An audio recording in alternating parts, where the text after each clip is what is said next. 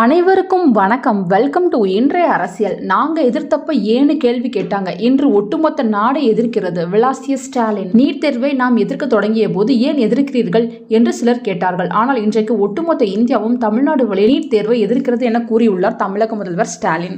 தமிழக முதல்வர் மு.க. ஸ்டாலின் திருவள்ளூர் மாவட்டம் கீழச்சேரி கிராமத்தில் உள்ள அரசு உதவி பெறும் தொடக்கப் பள்ளியில் காலை உணவு திட்டத்தை இன்று தொடங்கி வைத்தார்.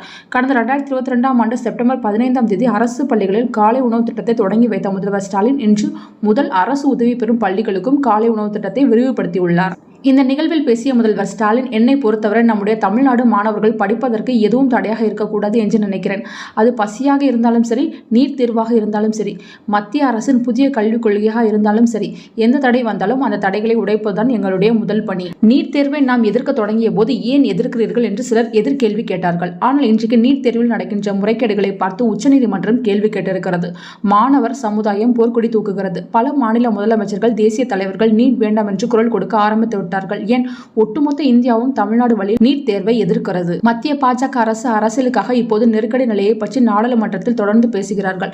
ஆனால் நாம் அவர்களிடம் கேட்கின்ற கேள்வி, நெருக்கடி நிலை காலத்தில் ஒத்திசைவு பட்டியலுக்கு மாற்றப்பட்ட கல்வியை உடனடியாக மாநில பட்டியலுக்கு மாற்ற மத்திய அரசு தயாராக இருக்கிறதா? இந்த ஆக்கப்பூர்வமான செயலை அவர்கள் செய்வார்களா? நம்மை பொறுத்தவரை நீட் தேர்வு புதிய கல்விக் கொள்கை தேவையற்றது. அதனை எதிர்க்கிறோம். ஒரு பக்கம் அரசியல் மற்றும் சட்ட போராட்டங்களை நடத்துகிறோம்.